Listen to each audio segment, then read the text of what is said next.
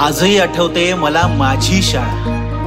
आजही आठवतोय शाळेचा वरांडा, भिंतीवर काढलेले रंगीबेरंगी चित्र, शाळेत मिळालेली शिकवण, शाळेतले बाक, खडू आणि दफ्तर, शिक्षकांची बसायची खुर्ची आणि मोकळा वर्ग आजही आठवतो.